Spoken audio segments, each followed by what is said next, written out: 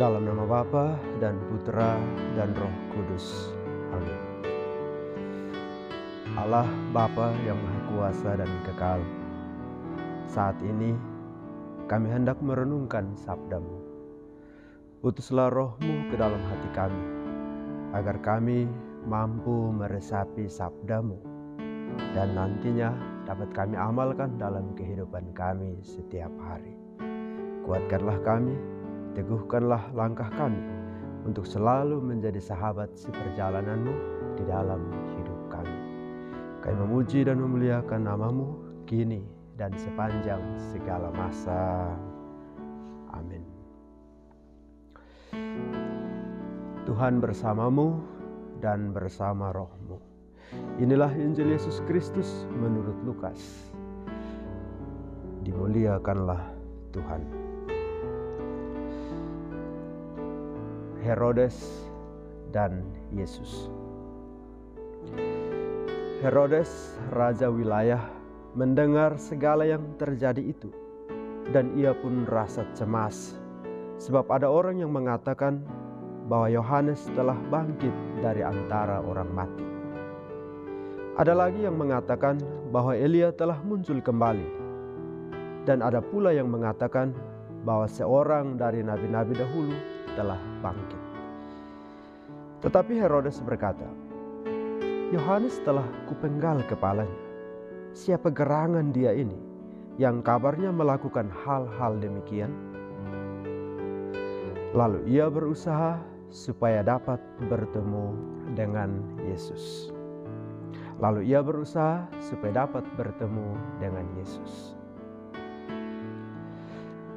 Demikianlah sabda Tuhan.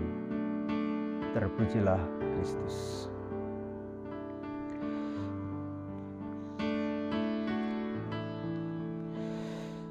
Saudara-saudariku yang terkasih di dalam Kristus. Judul renungan kita, persaingan hidup. Hidup ini penuh rivalitas. Selalu ada persaingan yang tak selamanya berujung manis. Ada kompetisi yang selalu berakhir tragis. Yang kuat selalu berusaha memusnahkan yang lemah. Yang menang akan selalu meniadakan yang kalah. Pendatang baru berusaha menyingkirkan yang lama, dan yang lama berusaha untuk mempertahankan status quo. Konfrontasi sering sulit terhindarkan. Ada perang antara hitam dan putih. Ada keburukan yang senantiasa berusaha untuk mendominasi kebaikan. Pada saat itu akan muncul tokoh-tokoh utama yang bermain, entah memperbaiki ataupun malahan tambah memperkeruh suasana. Suasana akan semakin panas manakala persaingan mulai meniadakan akal sehat dan hati nurani. Dan yang diandalkan adalah nafsu dan otot. Pertarungan antara kejahatan dan kebaikan sering menjadi pertanda bahwa itu adalah pertarungan yang kekal antara dunia dan surga. Hari ini Injil Lukas bab 9 ayat 7-9 mengetengahkan kepada kita dua tokoh, Herodes dan Yesus. Herodes mewakili dunia dan Yesus mewakili surga. Apakah antara Herodes dan Yesus ada permusuhan? Ya, ada perang dingin. Apakah antara dunia dan surga ada persaingan? Ada. Ada dualisme yang sulit menyatu. Dunia berusaha menarik surga ke dunia, sementara surga berusaha membawa dunia ke surga. Menurut teori filsafat klasik dualisme Plato, selama ada di dunia, jiwa atau rohani akan terpenjara di dalam badan atau materi. Dan saat kematian adalah saat kelepasan jiwa kembali ke alam kelegaannya, yakni surga. Seperti kata Santo Agustinus, selama aku mengembara di dunia, jiwaku tertekan, dan jiwaku hanya akan tenang di dalam Dikau, ya Allah. Menandai kiprah kedua tokoh itu, Herodes dan Yesus, ada provokasi yang secara masif dilancarkan. Herodes memprovokasi Allah dengan membunuh Yohanes Pembaptis. Allah lalu merespons dengan mengirim utusannya dalam diri putra tunggalnya Yesus Kristus. Secara struktur penulisan Injil Lukas, kehadiran Yesus itu langsung memprovokasi Yohanes dengan perikop terdahulu dan perikop yang mengikuti perikop yang hendak kita renungkan hari ini. Lukas bab 9 ayat 7 sampai dengan 9. Yesus terlebih dahulu mengutus murid-muridnya ke medan tempur. Lukas bab 9 ayat 1 sampai 6. Dan selanjutnya Yesus menunjukkan kuasanya dengan memberi makan 5.000 orang.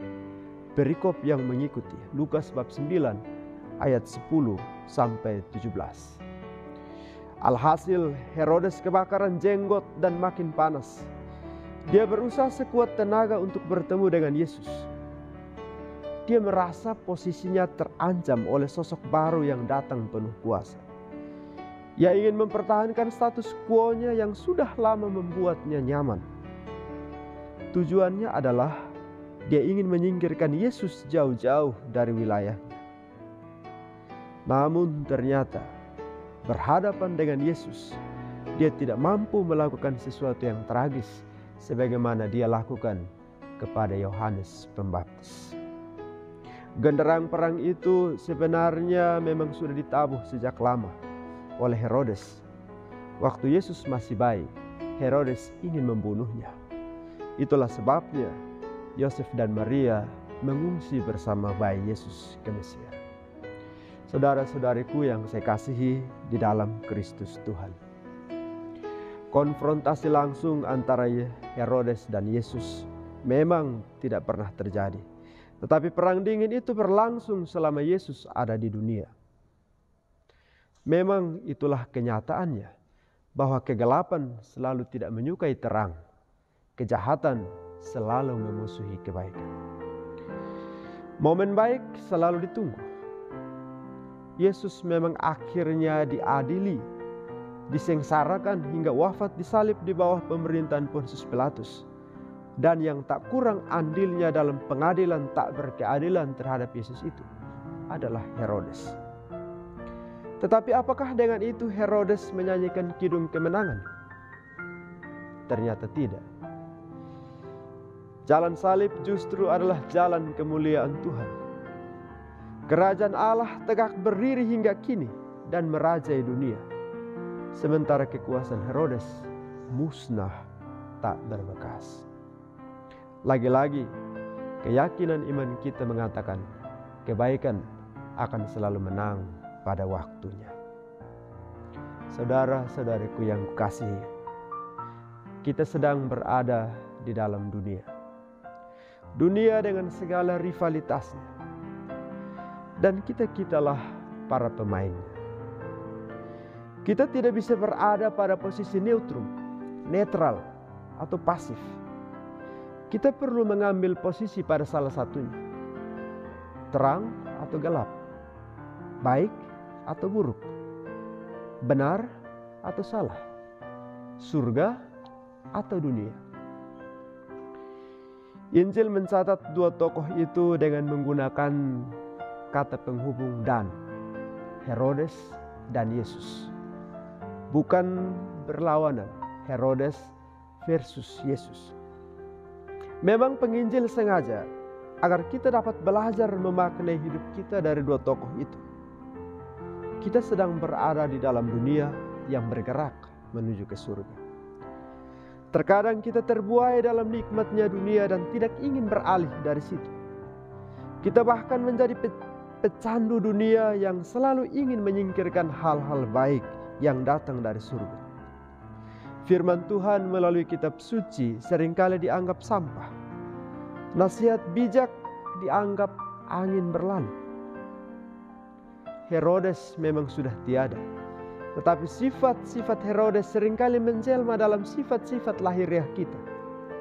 Dan kita akhirnya terperangkap dalam arus kehidupan duniawi kita sendiri. Marilah kita sadar bahwa dunia telah dikalahkan oleh Yesus dan hidup kita sedang bergerak vertikal menuju ke surga. Marilah kita mengenakan senjata terang dan hiduplah dengan sopan seperti pada siang hari. Marilah kita mengenakan sifat-sifat Yesus yang selalu ingin menyelamatkan orang lain ketimbang berusaha memusnahkan. Hiduplah dengan selalu punya rasa hormat pada kemanusiaan dan jangan suka membunuh hanya karena berbeda pandangan. Pada akhirnya hanya ada satu jalan menuju ke surga, yakni jalan kebaikan, dan itulah jalan Yesus. Firman Tuhan dalam kitab Hagai yang juga kita bacakan dan renungkan pada hari ini. Naiklah ke gunung, bawalah kayu, bangunlah rumah Tuhan. Maka aku akan berkenan kepadanya dan menyatakan kemuliaanku di situ, firman Tuhan. Di manakah rumah Tuhan? Di manakah bait Allah? Jawabannya adalah diri kita sendiri. Selamat menjadi sahabat seperjalanan Yesus selama bulan Kitab Suci Nasional tahun 2021 ini. Tuhan memberkati. Marilah berdoa. Allah Bapa yang Maha Baik, syukur dan terima kasih berlimpah kami haturkan kehadirat-Mu. Untuk kesempatan istimewa kami merenungkan sabda-Mu. Semoga oleh sabda yang telah kami renungkan ini menguatkan kami untuk selalu berjalan bersama-Mu sebagai sahabat-Mu yang terbaik. Demi Yesus Kristus Putra-Mu Tuhan kami yang hidup dan berkuasa bersama dengan Dikau dalam persekutuan dengan Roh Kudus, Allah sepanjang segala masa. Amin. Tuhan bersamamu dan bersama Roh-Mu. Semoga saudara-saudariku sekalian, seluruh hidup dan perjuangan kita diberkati senantiasa oleh Allah yang Maha Kuasa, Bapa dan Putra dan Roh Kudus. Amin.